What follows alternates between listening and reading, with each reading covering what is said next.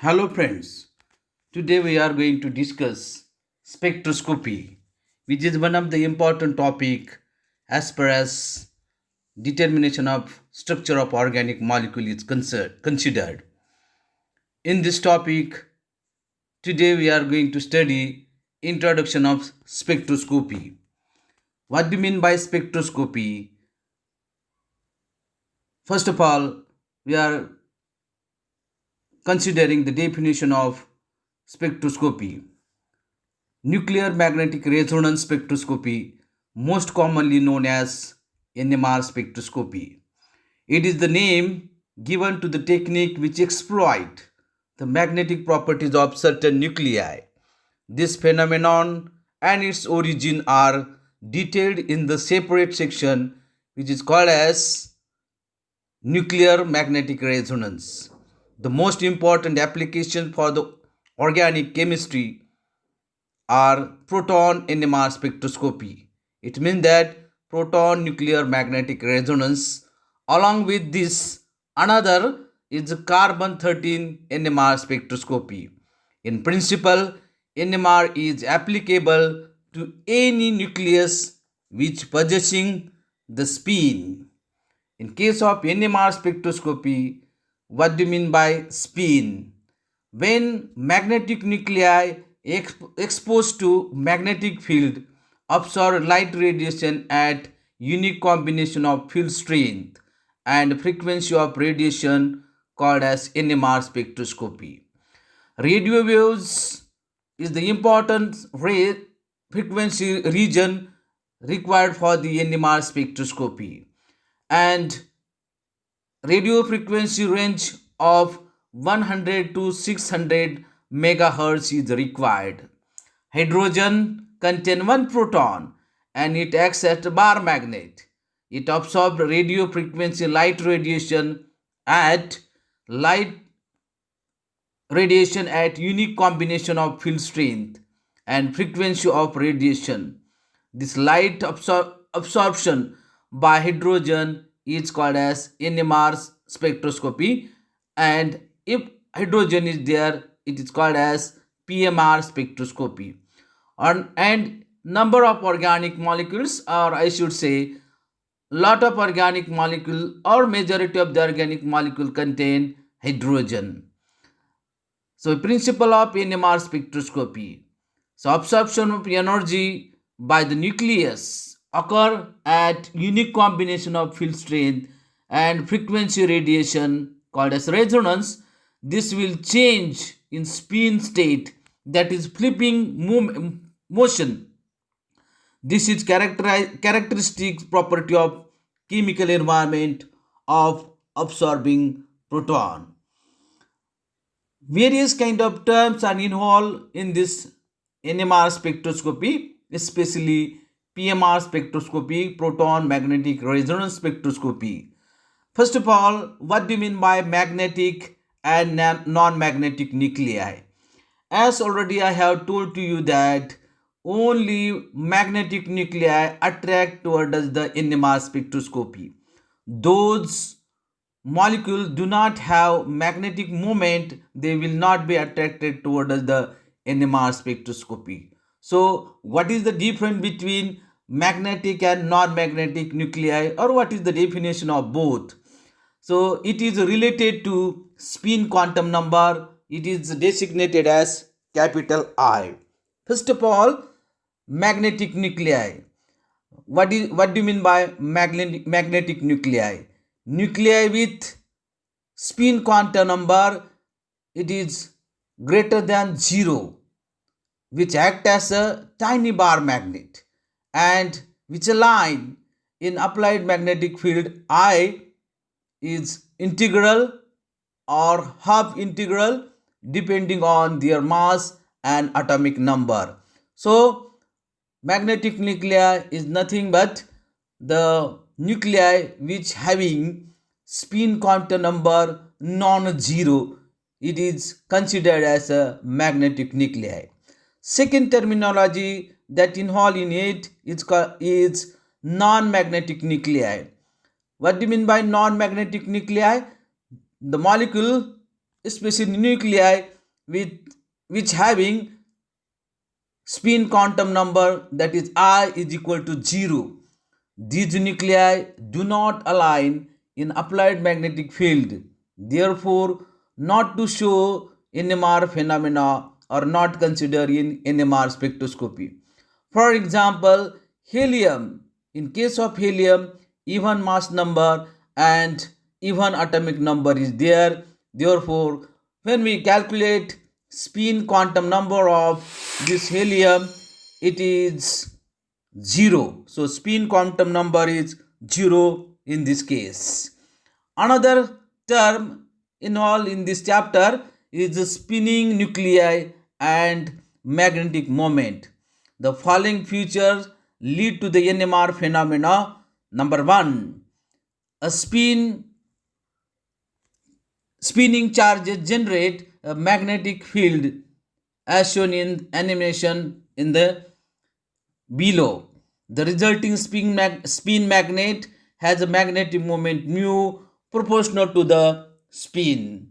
Now see here, this is the pictorial diagram that showed the how that spinning moment is observed.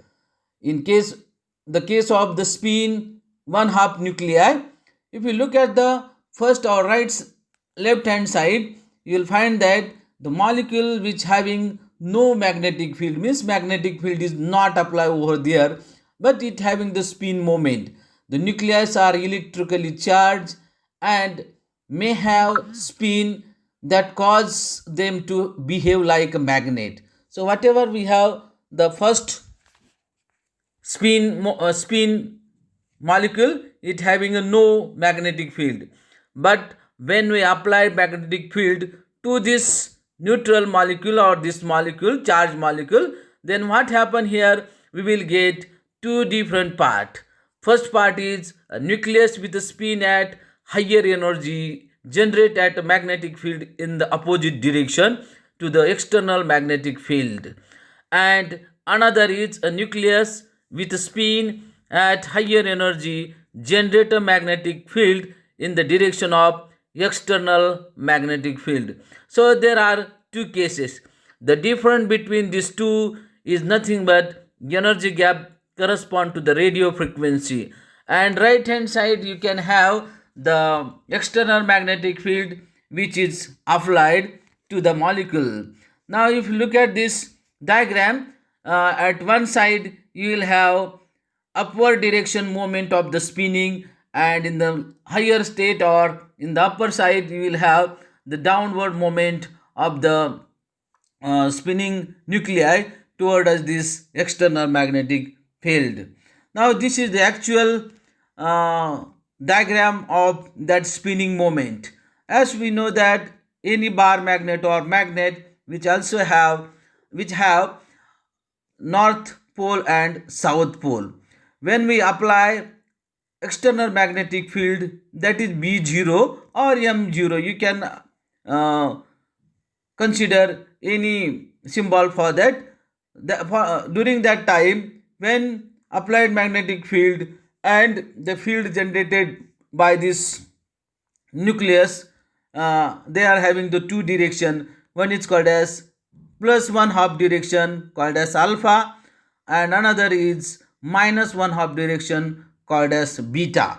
So there are two spinning energy state for these molecules. The second one is in the presence of external magnetic field H0, two spin state exist. One is having one half and another is having the plus one half. So minus one half and plus one half. The magnetic moment of the lower energy is always plus one half state, which is aligned with the external field, but that of the higher energy minus one half spin state is opposed to the external magnetic field. Note that the arrow representing the external field point of north. The third case is there, the difference in energy between the two spin state is dependent on the external magnetic field strength and it's always very small. The following diagram shows that the two spin states have the same energy when the external field is 0, but it diverges as the field increases. At a field equal to the hx, a formula for the energy difference is given. Remember here, spin quantum number I is equal to 1/2 and mu is the magnetic moment of the nucleus in the field. This is the diagram that we have energy level for the nucleus with the spin quantum number 1/2. So you see here, their applied magnetic field. Due to the applied magnetic field, we will have the separation of spin state, that is called as -1 of spin, and another is called as +1/2 spin. Now, next terminology is called as spinning nucleus and magnetic moment of hydrogen. Actually, hydrogen acts as a tiny bar magnet. In absence of applied magnetic field, the magnetic moment vector mu is orientated in all possible direction. So any kind of or any direction, we will have the spinning moment of hydrogen when applied magnetic field is not there. But when this hydrogen is placed in uniform magnetic field, the magnetic moment vector mu aligns in only one of two orientation with respect to the direction of applied magnetic field, and one can calculate the orientation of any magnetically active molecule just like hydrogen. So for hydrogen, number of orientation that can be calculated by making formula or using formula 2I plus 1, where I is equal to spin quantum number, and in hydrogen it is 1/2. So 2 into 1/2 plus 1, it gives 2. So there are two orientation, one is +1/2 orientation and another is -1/2 orientation. The alignment of magnetic moment vector with the H0 and is of low energy minus mu H0 called as parallel alignment, while alignment of MMU against H0 of higher energy plus mu H0 less stable alignment, which is called as anti-parallel alignment. So parallel alignment and anti-parallel alignment, one is opposing to the applied magnetic field and another is in the direction of the applied magnetic field. Third terminology involved in this chapter is called as flipping. Flipping is nothing but change of moment of or change of the state of spin. When spin state is going to change, that changing spin state is called as flipping. So see here, under the special condition called as resonance, the spin state of proton can change by exchanging the energy called as flipping. When energy is changed, ultimately flipping state of the proton is also changed. The transition from lower energy state minus mu H0 to higher energy state plus mu H0 occurs with the absorption of energy, while transition from higher energy state plus mu H0 to lower energy state minus mu H0 occurs emission of energy called as delta E. Delta E, the energy difference between the two states, is externally small and can be made by the radio frequency having 60 to 1000 megahertz. This diagram shows that showing the next terminology is called as precessional motion. So nucleus is spinning its rotational axis drawn out of the circle to the applied magnetic field. This motion is called as precessional motion, or it is also called as gyroscopic motion. The precessional frequency, the number of revolution per second made by the magnetic moment vector of the nucleus under the applied external magnetic field. It is equal to the frequency of the electromagnetic radiation in megahertz. So that formula is given over here. Precessional frequency is directly proportional to the H0, means it is applied magnetic field.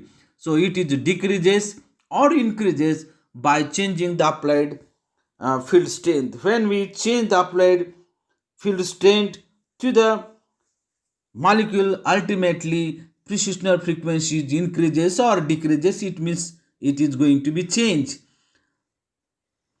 Carbon, nitrogen, oxygen, sulfur, etc. covalent bond have the paired spin and have no net magnetic field, but under the influence of applied magnetic field, additional mode of circulations are induced for this paired electron. This circulation generate small but its own magnetic field called as secondary magnetic field or induced magnetic field. When induced magnetic field or secondary magnetic field aligned with the applied magnetic field, the field felt by the proton is greater than the applied magnetic field, and when induced or secondary magnetic field align opposed to the applied magnetic field, then it felt the proton is lesser than the applied field. So these two phenomena are very important. Local field, which is also called as effective field, the actual field experienced by the proton in a molecule is slightly different from that of the applied field. So that H is equal to H0 minus H induced. The strength of induced field is depend upon following parameter, following factor. Number 1, electron density around the proton. Greater the electron density, greater is the induced magnetic field. So more electronegative atom ultimately increases the induced magnetic field. Another parameter, strength of applied magnetic field. Greater the applied magnetic field, that is H0, greater will be the induced fields. So these two parameters are very important. Now see here, precessional motion, how actually precessional motion is there. It is shown with the animation. You look very carefully at the central spinning nucleus is there, and due to this central moment we will have a two kind of circle which is drawn from the spinning axis, and one is at upper side and another is at lower side. At the both cases we are having the orbit which is drawn due to the spinning moment of nucleus called as precessional orbit, and this is generated when applied magnetic field is there. If we stop applied magnetic field, ultimately this kind of formation of precessional orbit also be stopped. Now this is the actual two diagram in two different situations. One is at when spinning moment is at showing at below and another is showing at above. And this is the actual mathematical equation for this precessional motion. Induced applied magnetic field, that is induced magnetic field, is directly proportional to the applied magnetic field. If applied magnetic field is more, ultimately secondary magnetic field or induced magnetic field also is more, and H induced is equal to sigma H0. This is the equation number 2, and in the first slide we have seen that equation number 1. So here sigma is a proportionality constant called as shielding parameter, and its value can be plus, minus, or putting that one value in equation 1 into 2. So H is equal to H0 minus H0 sigma, and H is equal to H0 into bracket 1 minus sigma, bracket complete. So correct precessional frequency B is equal to H gamma into bracket 1 minus sigma, bracket complete, divided by 2n. So precessional frequency again depend upon following parameter. Number 1, shielding parameter. Greater the sigma value, smaller the 1 minus sigma value, and lesser the precessional frequency, and if greater the 1 minus sigma value, hence greater precessional frequency. And number 2, applied magnetic field. Higher the applied magnetic field H0, higher will be the precessional frequency. Then another and very important terminology that involved in this topic called as equivalent protons. What do you mean by equivalent protons and what do you mean by non-equivalent proton? First of all, you consider there what do you mean by symmetry of the molecule. When we have the cross section of any molecule getting the two equal half, then it is called as symmetrical molecule. And if we do not get the two equal part, some changes are there in the two different part. Ultimately, that two parts are not equal, not same in number of sense, then it is called as non-equivalent or unsymmetrical proton or unsymmetrical unsymmetry. So similar case is applicable to the equivalent protons. What do you mean by equivalent protons? The proton of the molecule which experience same amount of local field produces with the same precessional frequency under the uniform applied magnetic field strength are called as equivalent proton. Proton of the molecule which experience different amount of local field and a different precessional frequency under the uniform applied magnetic field strength are called as non-equivalent protons. For example, if we have this CH3 ethane molecule, the local field is same for all 6 proton and precessional frequency is also same. In the above example, there are 6 proton and all these 6 protons are same. Therefore, so whatever we are having this CH3 means total proton 6, all protons are equivalent. All 6 protons are equivalent. You consider another example, that CH3CH2Cl, that is called as ethyl chloride. Now in this case, due to the presence of chlorine, we will have the different environment for CH2 as well as the different environment for CH3. It means that the local field around the methylene and methyl protons are different under the uniform magnetic field. Even though we are supplying the uniform applied magnetic field, due to the presence of chlorine atom, that local field of methyl and methylene protons are totally different. Therefore, CH3 protons and CH2 protons, they are different. So precessional frequency is also different for both the CH2 and CH3. Therefore, CH3 and CH2 protons are non-equivalent. It means that there are two different set of protons present in the molecule. Another terminology that is involved in this nuclear resonance. This is very important. What do you mean by nuclear resonance? A state of equivalence between the frequency of irradiated light and the precessional frequency of the magnetic nuclei is called as nuclear resonance. So in short, you can have the frequency of irradiated light is equal to the precessional frequency of the proton, then it becomes a nuclear resonance. The frequency observed during the time of resonance is called as resonance frequency. The nuclei different chemical environment will have slightly different resonance frequency. There are two factors. Number 1, frequency sweep method. Keeping applied field constant, irradiated light frequency is gradually increased till it match with the precessional frequency of the proton. And second factor is field sweep method. Keeping irradiated light frequency constant, the applied field strength is gradually increased till the precessional frequency of proton matches with the irradiated light frequency. A set of proton which come to resonance simultaneously at a given field strength are called as equivalent proton. See here, CH3OCH3, it is very simple molecule which having same type of proton, so only one type of proton is present. If you consider another example, CH3, it having only one type of proton, it means that both having the same environment.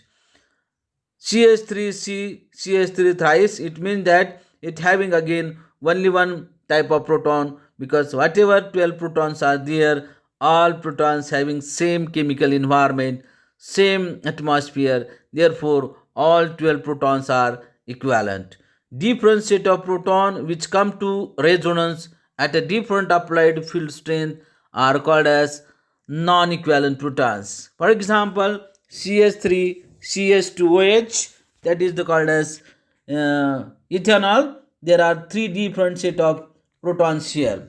Now another important factor or another important terminology involved in this introduction of spectroscopy is the instrumentation.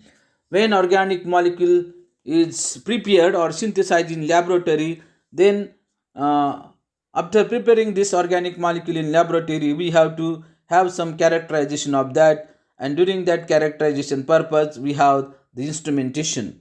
The instrument required to have this NMR spectroscopy is called as spectrophotometer. What are the different point involved in it? What are the different parts involved in it? There are following parts involved in it. Number one, electromagnet, and or it is also called as superconducting solenoid. It provides powerful, stable and homogeneous magnetic field to the instrument. Another point in that is the transmitter. It generates approximate radio frequency 60 to 1000 megahertz frequency for irradiating the sample. Third part involved in it is called as receiver coil.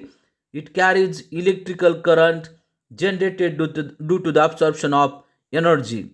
Fourth part of that instrument is readout system, consists of amplifier and it also contain recorder. And last part is sample container. Generally sample container is glass tube where one can put the sample into it. And this is the actual diagram of spectrophotometer, and if you look at carefully this diagram, you can understand the different parts involved in it.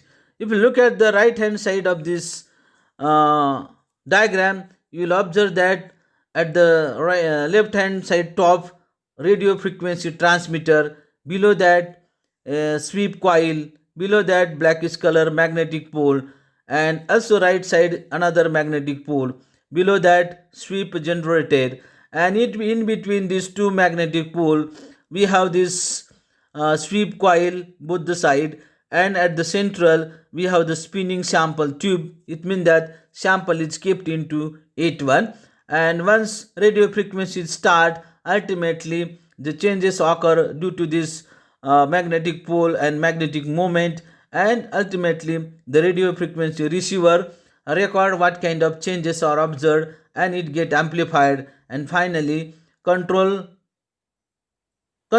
and recorder take place, and finally we will get the graph from that one. So another parameter which involved in it called as shielding and deshielding.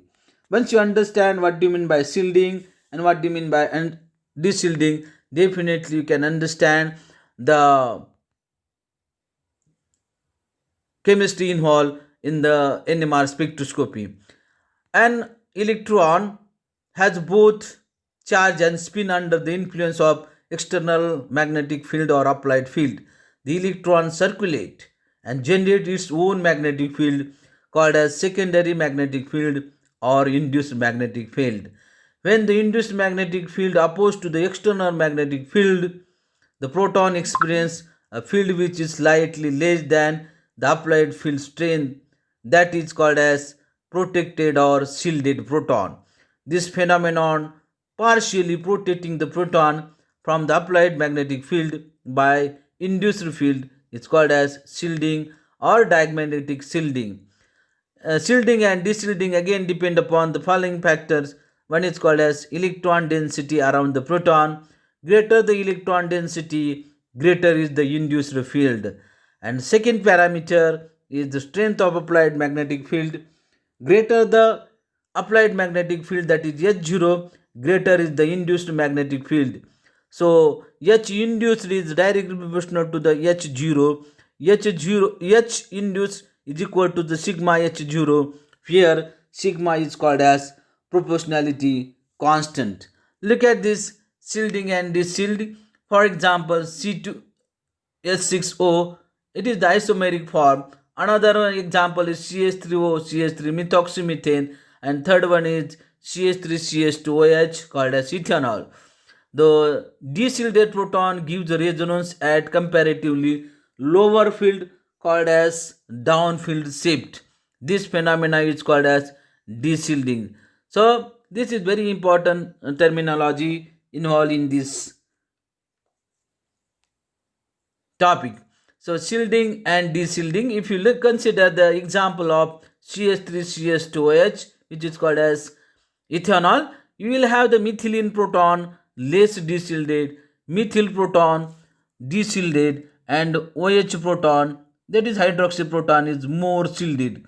Why this has happened? Because of oxygen atom is attached over there, and that influence ultimately comes on this methyl proton as well as methylene proton. So this is the pictorial diagram of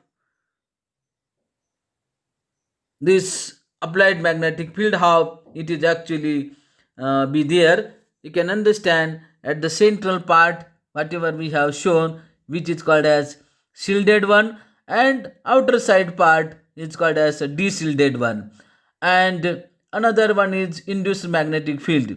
So see here from the left hand side, B0, which is called as applied magnetic field, or you can see H0 is applied magnetic field. When it is applying, ultimately at outer side it is going to be deshielded, and the central side it is going to be the shielded one. So see here, as we are having the electronegativity concept and the impact of that electronegativity concept on the different type of protons or different type of molecule. So first of all, first example is TMS, tetramethylsilane. Second one is RCH3, CH3I, CH3Br, CH3Cl, CH3F. Now you can consider here everywhere CH3 is there. Only the difference is that electronegative atom is going to changes. Fluorine, chlorine, bromine, iodine, CH3, and so on. When fluorine is attached to the CH3, ultimately fluorine is more electronegative than chlorine, then bromine, then iodine, and then CH3 and TMS. It shows that it is going to be a upfield from CH3 up to TMS. And second one is deshielding decreases from left to right, and it's going to be a downfield. So iodine is less electronegative than bromine. Bromine is less electronegative than chlorine, and chlorine is less electronegative than fluorine. So this is the strength of this one. So with this we have finished this introduction of